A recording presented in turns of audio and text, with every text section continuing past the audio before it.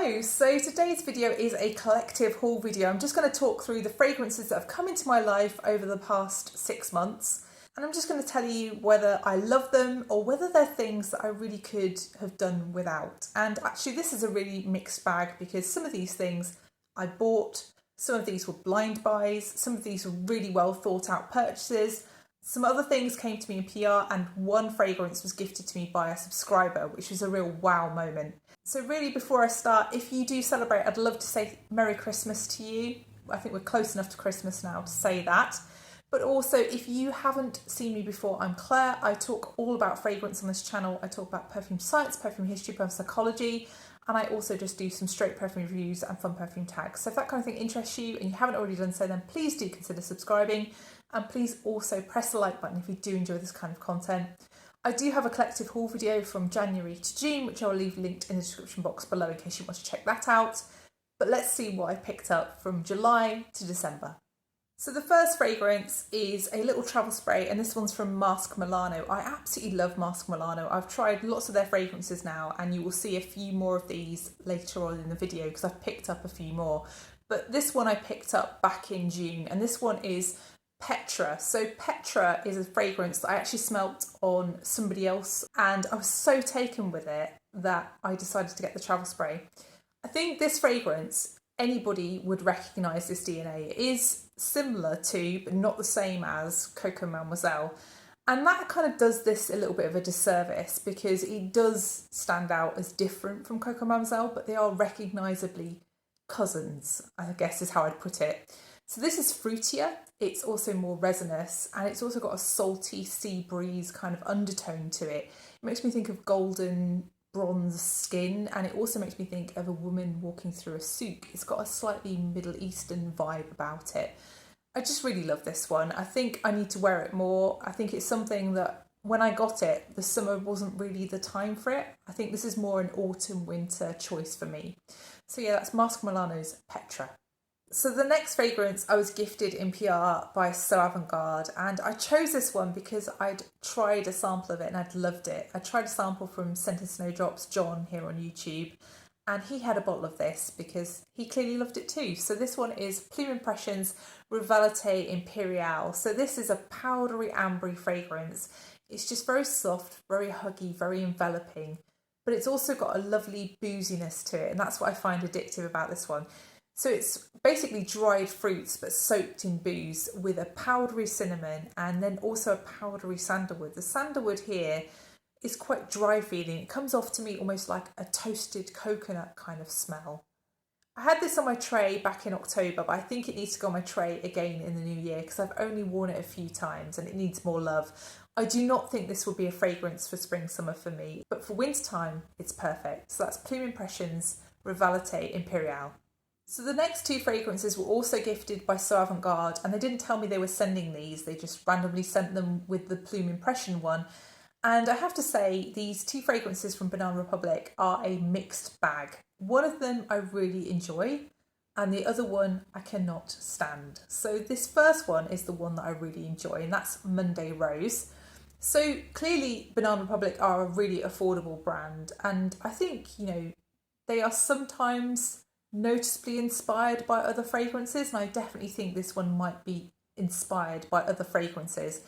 To me, this is a less tart version of something in the Delina family, and it's also something less fizzy than something like Angel Nova. It's rose, it's sparkly fruits, and it's also got a woodiness to it, but there's also something sweet in the dry down. It smells almost a little bit marshmallowy in the dry down.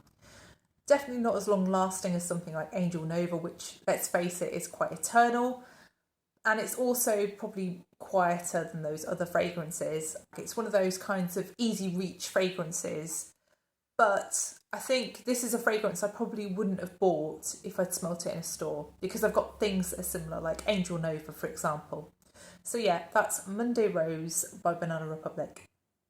So the second fragrance from Banana Republic that I ended up decluttering pretty much immediately was Tuberose Overdose. It was just a huge no for me, and I think this is going to be very dependent on whether you can stand the aroma chemical ambroxanide. So ambroxanide is a woody amber aroma chemical. And it's something that if you've smelt it, you will know it because it smells like woody hairspray to me.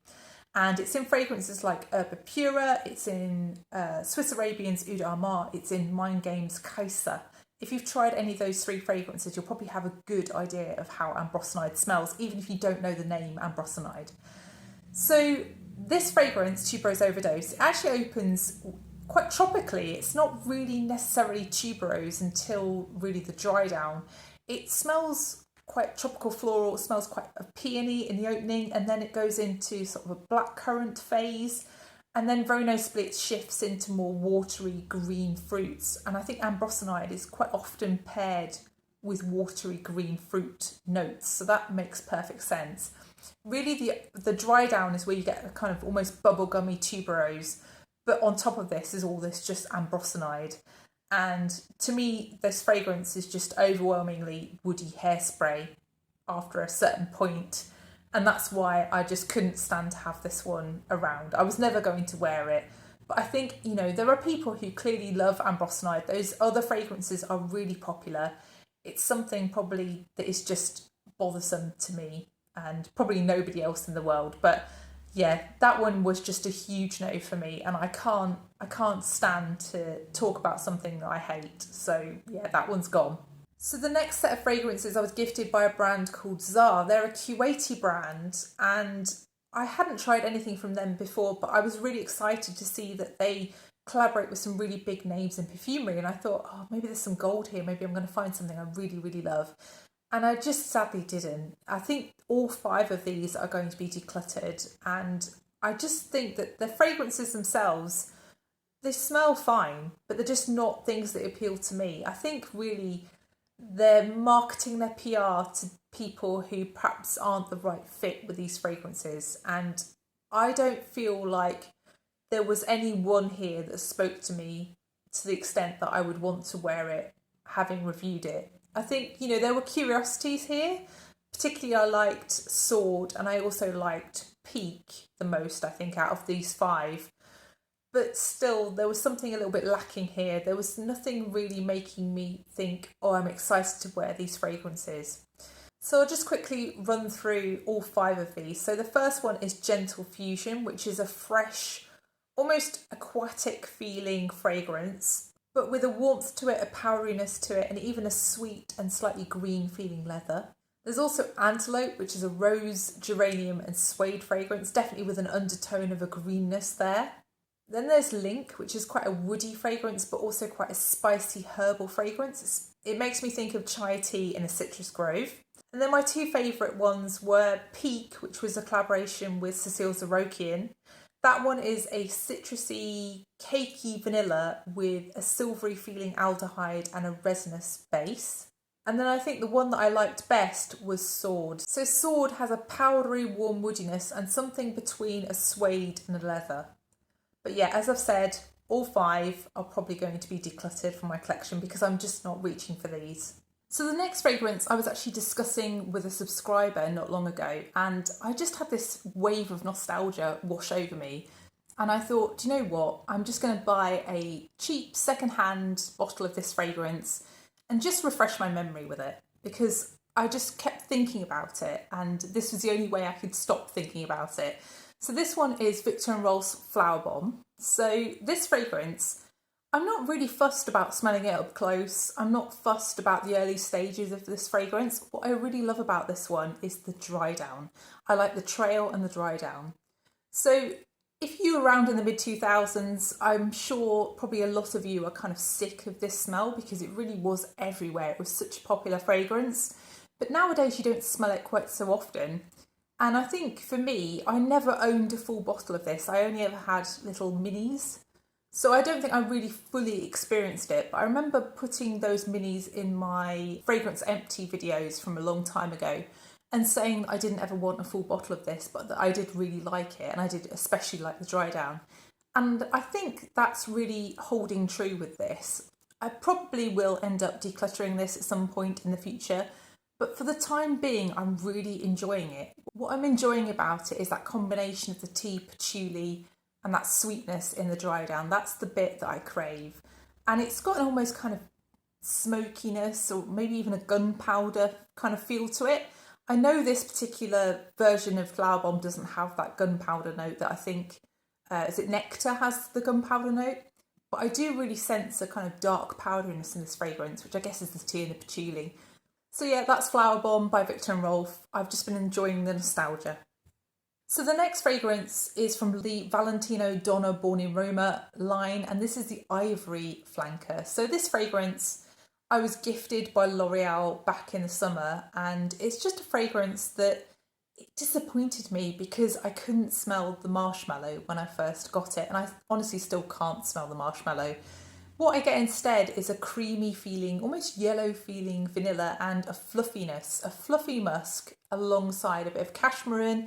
And then also in the opening, you get more of the orange blossom. It definitely does have a little bit of citrus tinge to it in the opening.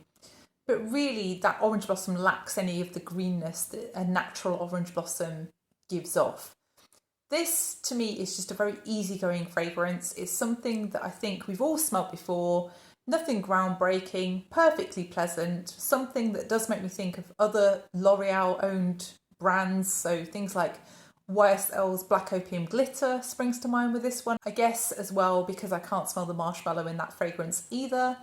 I have been reaching for this one organically since I first reviewed it, but not that much. So that's Donna Born in Roma Ivory by Valentino. So next up, I was gifted 2 fragrances by Granado, and these fragrances, one of them I really like, and again, the other one I'm not so fussed about. And I think Granado were just trying to promote their fragrances that have been formulated by Quentin Biche. I'm sure he's very much in demand.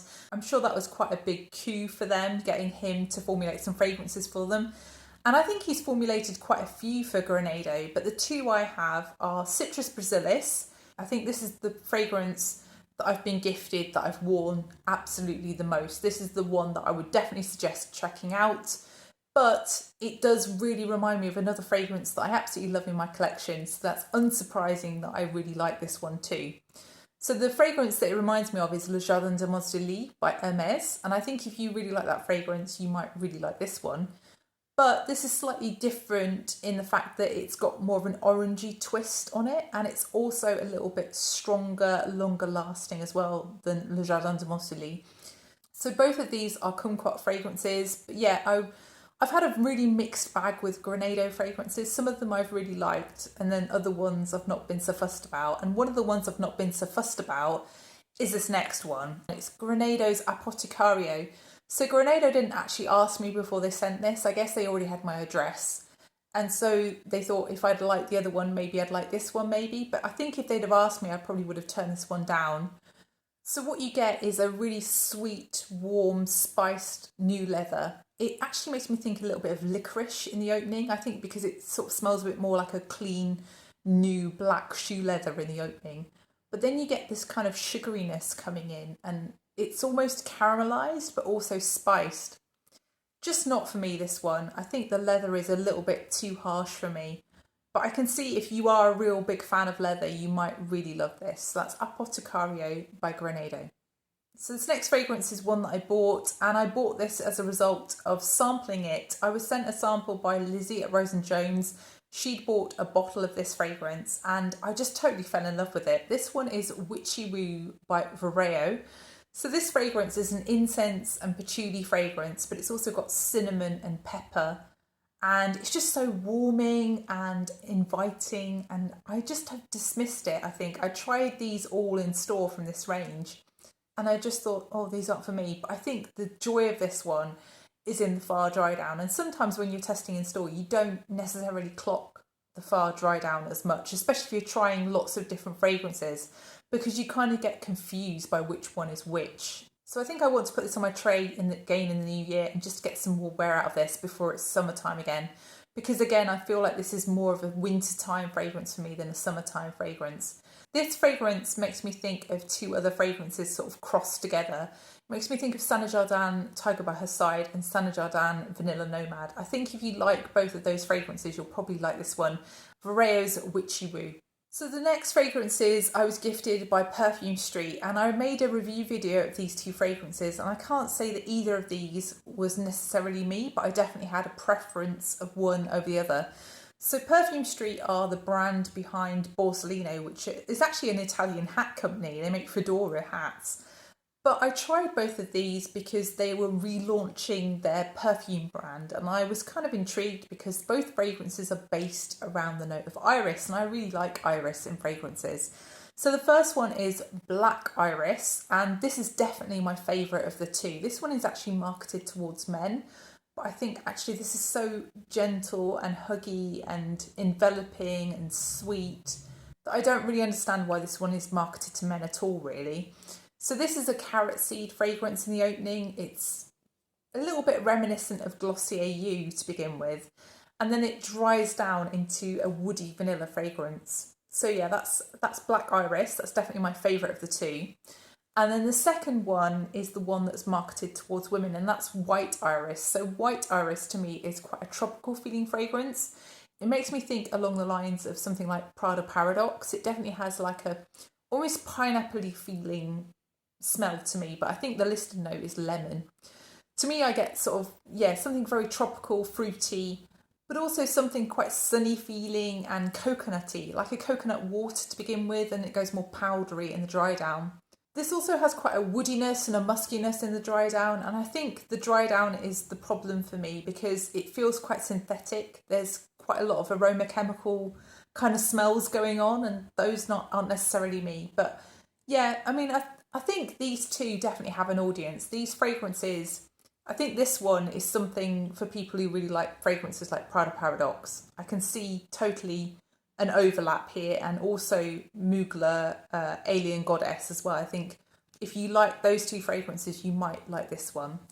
I think with Black Iris, I think this reminds me of the older versions of Dior Homme, and it also makes me think a little bit of Glossier You. Makes me think of All Saints Metal Wave as well. If you like that fragrance, you might like this one. So that's Black Iris. So this next fragrance is called Mauboussin Star, and this was a cheeky blind buy in TK Maxx. I bought this because I looked at the score in Fragrantica and I thought, wow, this is really high scoring. This must be a fantastic fragrance. It's at a good price. I just want to smell it. That's really why I bought this. You can't sample anything in TK Maxx. Everything's sealed. And it's really frustrating sometimes because if you could just sample, it would just be so much easier, wouldn't it?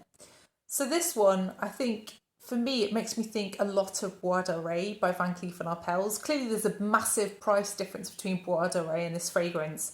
And I would say this is definitely a simplified version of Bois d'Oreille. It's not nutty, and there's also less of that real intense golden metallic feel that you get in Bois d'Oreille. So this fragrance is a slightly smoky, resinous vanilla tonka fragrance, but it's really quite linear. There's also something in the opening here that makes me think of saffron. There's something slightly rubbery feeling. Often saffron is something I find incredibly off-putting in fragrances, and I sense something in this fragrance. Also with this one, it makes me think of other fragrances that I've ended up decluttering. So for example, Mercedes Club Black. It also makes me think of Amir Al Oud Intense Oud by Lattafa. I'm not sure this fragrance is for me. I'm going to keep trying it in the cold weather, and we will see whether this stays in my collection. So that's Mauboussin Star. So next up is this fragrance from Floor Street. This is a Lang Lang Espresso, and I bought this fragrance to replace a travel spray that I had and I'd finished up earlier this year. I loved my travel spray of a Lang Lang Espresso, and I was really concerned when I opened this bottle and I saw that the fragrance was a completely different colour to my travel spray. I was really bereft. I was really worried. And actually with trying this, I do think it's been reformulated. But I'm going to keep trying it because, sometimes I just think it can be sort of almost your mind playing tricks, can't it? If you see something is different, you kind of then imagine the smell to be different sometimes, I think. So I'm not going to judge this one yet. I'm going to try it alongside my original travel spray. I do have like a couple of sprays left in there. So I'm just going to see whether there are actual differences when I try them side by side. But just from trying this on its own, I feel like it sort of almost skips straight to the dry down. I miss out on the espresso opening, on the booziness, on the syrupy rose, on a lot of the florals in this fragrance. It just almost kind of goes straight to a almost dry cocoa, a little bit of a coffee scent, and almost like an ashiness really in the dry down.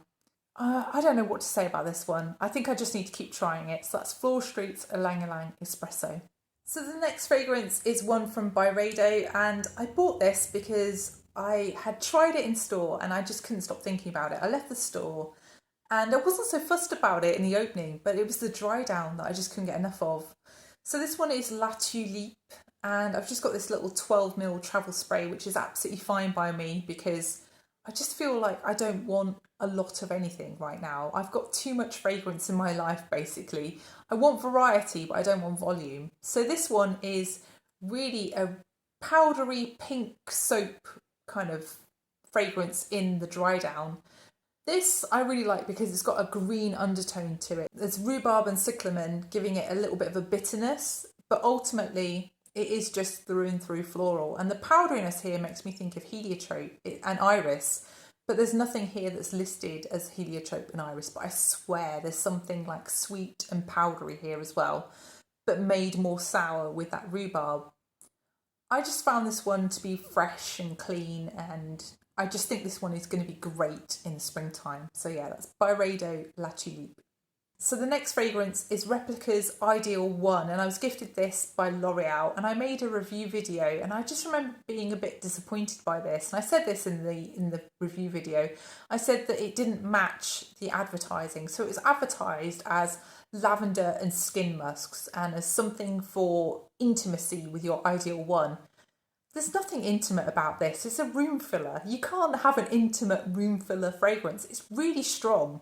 So this to me is a resinous feeling, slightly smoky vanilla fragrance, but also with an underlying leatheriness. And to me it makes me think of By the Fireplace, but with less sort of going on really. I can see totally why Replica would want to take inspiration perhaps from their most popular, their best-selling fragrance.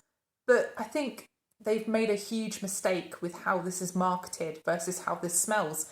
I think it just sets up unrealistic expectations. But honestly, I think this is not a bad fragrance. It just perhaps isn't one for me with that leather. I think really out of this one and the other release at the time, Celestial Whispers, I think Celestial Whispers sounds a little bit more me, and I still haven't tried that one. I haven't seen it in store. So yeah, that's Ideal One. So I've been trying this one out in a sampling video in November, and I'd really loved it. And I was looking for a travel spray and I couldn't find one. And then I saw a 100ml bottle on offer, and do you know what? I just thought, I can't find it in any other size. I'm just going to buy this 100ml. But honestly, I'm really trying not to buy larger bottle sizes. I just don't need them in my collection. I would rather have that greater variety, but my hand was forced this time. Anyway, so I bought a 100ml bottle of Andalusian Soul by Merchant of Venice, and I'm so pleased with this fragrance. I've only worn this twice so far, but I just find this one absolutely gorgeous. I love the sweet, honeyed, powdery florals. I love the rum here. I love that kind of vanilla buttercream. And I love the kind of almost smoky amberiness of this fragrance as well. I know honey's not listed in this fragrance, but you get this kind of almost golden brown feeling honey. So yeah, that's Andalusian Soul by Merchant of Venice. So this next fragrance, I've had it in and out of my cart, I don't know how many times over the last few years. I've almost bought it so many times, and then for some reason I just don't. And this time I just went for it, and I'm so pleased I went for it because it just is just a really nice fragrance for not a lot of money. And this one is Lalique Le Parfum. I remember when I did my Dominique Ropillon profile video a few months back, people were saying how much they love this one, and I can totally see why. So this is a spiced, sweet, powdery, resinous feeling vanilla and tonka fragrance. I'm really surprised not to see benzoin listed here in the notes. The spiciness here is only really alive and kicking for the first few minutes. It then dries down into just a very slightly spiced, balsamic feeling, powdery vanilla tonka. This fragrance definitely has a bit of an old school vintage touch to it, but I wouldn't say it's overly vintage. I think this is definitely one of the best fragrances I've smelt for under £20. It's probably number one actually from the fragrances I've smelt recently that are under £20. I think this really stands out as a great fragrance for not a lot of money. The dry down of this is definitely a little bit perfumey. You know, it's a perfumey perfume, if you know what I mean. But still, I think this is an excellent fragrance for, what, £16 I think I paid for 50ml. It's ridiculously cheap for the quality of this. I think this is a type of vanilla that I like. It's not crazily sweet. It's quite rich, it's quite resinous, it's quite deep feeling. I'd really recommend this one if you're into vanilla but you don't love gourmands, or if you like vanilla with a bit of a twist. So that's Lalique Le Parfum. So the next two are fragrances that I bought in the Black Friday sales, and these were basically on buy one get one free. I was really only after one of these, but I was so pleased when I saw they were buy one get one free because it gave me the excuse to buy both of them. And one of these I've been wanting for a long time, and you know when something's a little bit peripheral on your want list and you just think, do I really want this? Will I use this? And this was just the perfect excuse to get both.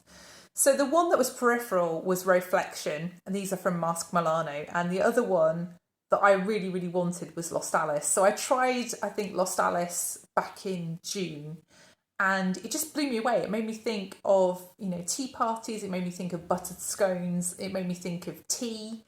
I'm sure you've heard all of this about Lost Alice before, but yeah, it's like the perfect Victorian tea party kind of fragrance. And I just found it one of the most interesting gourmands that I've tried in a long time. And it just took me on a journey somewhere. And that's really what I like from fragrance, I guess. And it was still pretty long lasting. And I could just see myself really enjoying just a little tiny amount of this. So a travel spray is perfect. So that's the reason I got Lost Alice. I haven't worn that one yet because it's really arrived only in the last few days. And this fragrance, Ray-Flection, I remember trying this back in 2021 or 2022, I think. And it's just like the brightest, most day glow fragrance as Scented Snow, as Jon Scented Snowdrops describes this. He always describes this as glow sticks, or a rave outside with glow sticks. A fluorescent fragrance is how he describes this one. And it's definitely got this opening of citrus and yellow, and then it's got powdery mimosa, so more yellow, and then it's got aldehyde, so like that brightness. But it's aldehydes done in quite a different way to how I've smelt them in other fragrances. And I'm really looking forward to wearing this one when it gets a bit brighter. I want to try this one in the springtime. I've worn Ray-Flection a few times from my sample, and it just makes you feel really happy. It's a really uplifting feeling fragrance. And Masque Milano, I just feel sorry for the brand because they lost one of their founders, didn't they, not long ago? And I just don't really know where that brand's going. Are they continuing, or are they stopping making these? Is this why a lot of their fragrances seem to be disappearing? I'm not sure, but I'm just so pleased to have picked these up. So that's Ray-Flection, and the other one was Lost Alice. So this next one was a really unexpected and very generous gift from a subscriber. So this subscriber is Lizzie, and she wrote me an email. She basically said, I was a Womanity superfan, Mugler Womanity for superfan, and I bought a lot of backups and I just don't think I'm going to get to them. I know you appreciate Womanity, it's perhaps not your favourite of the Mugler fragrances, but I would love to gift you a bottle of Womanity. And I said, you know, just make sure that you're absolutely sure, because this fragrance is hard to find now. I think it's discontinued in the US. I think it's still available in Europe, but it's likely reformulated now. And she's just said, oh yes, I'm sure, you know, I've not even got through one bottle. And amazingly, a few days later, this turned up in a parcel at my house, and I'm just really blown away by this kind of generosity, and I can't wait to smell this one again in the springtime. So I have this 80ml bottle of Womanity, which is astounding. And Womanity is a fragrance that I used to have a 30ml bottle of. I remember finishing it, I think it was sometime in 2024. I think it was past its best by the time I finished it. But really, Womanity is a fig and fig leaf and fig tree kind of fragrance. It's like all parts of the fig tree. But alongside that, there's a saltiness. It's meant to reflect Greek islands, and the bottle is sort of a very strange thing as well. I haven't opened this yet because I don't intend to wear it before the springtime. And You know, Womanity is one of those fragrances that just kind of discolours. It goes from this lovely, beautiful pink colour to this kind of horrible yellowy green colour. And call me shallow, but I just want to preserve the pinkness for as long as possible and to enjoy it and wear it when it's still pink. So that's why I haven't opened it. But you will see this one in the springtime. So that's Womanity by Mugler, and thank you so much to Lizzie for gifting this to me. I really appreciate it. So this last fragrance is my scent of the day today, and I feel like I'm one of the last people probably to buy this fragrance. But as soon as I smelt it, I was just hooked, and I was in Boots and I spoke to this amazing person on the perfume counter. He was so friendly and he told me his background. He said that he's actually an experimental perfumer. We were talking about our favourite perfumers. He was talking me through his favourite fragrances, and I hadn't tried this fragrance. And this fragrance line is newly stocked in Boots, which is a drugstore in the UK, but it's far more than a drugstore. I don't think the US sense of the word drugstore and the Canadian sense of the word drugstore really gets across what Boots is in the UK. Anyway, I was so taken with this that I just couldn't stop thinking about it, and I ended up just buying a bottle of it. So if you haven't guessed, I think this is really the fragrance of the year, isn't it? This is Shalimar L'Essence. So this guy said this was one of his favourite fragrances this year, and I totally agree with him. I think this one just really stands out. I've always wanted a Shalimar in my collection, and I've always just held back because there's always been something that I've just thought, do you know what, I'm just not going to wear that. When I tried the EDP, I just got this sort of rubberiness. I tried Filtre. I didn't like Filtre. I've never got the chance to try the other flankers because Guerlain have done this thing where they've discontinued their specialist counters in shops in the UK. But clearly now they've gone into Boots and they've put their main lines in Boots. I'm just so pleased that I got to smell this one because it really excites me to have a Shalimar in my collection. I know that sounds odd. Perhaps it does sound odd to people who don't like Shalimar. I didn't think I liked Shalimar. I felt really weird that I was someone who's massively into fragrance but didn't own a Shalimar. And I'm so pleased to have what I think is the right Shalimar for me. And clearly I've bought a very small bottle. I've only bought a 30ml. But this one I'm already regretting buying a 30ml because I wore it today and I'm just blown away by it. It's so beautiful. It's just this really nice smoky vanilla. It's a smoky vanilla with a very, very slight leatheriness. It's just so wearable, so easygoing, powdery, slightly old school, but nothing like, you know, the EDP version of Shalimar. And it's just such a great idea from Guerlain to market something like this because this is going to bring a whole new generation to Shalimar. But yeah, I'm really pleased to have this one. Definitely my fragrance of the year too. So that's Shalimar L'Essence. So I hope you've enjoyed the video. If you have enjoyed it, then please do press the like button and please also consider subscribing if you haven't done already. And please let me know which of these fragrances you've tried this year, what you think of them, and also which has been your purchase of the year. And thank you so much for watching. If you do celebrate, again, have a Merry Christmas, and I will see you in the new year. Bye.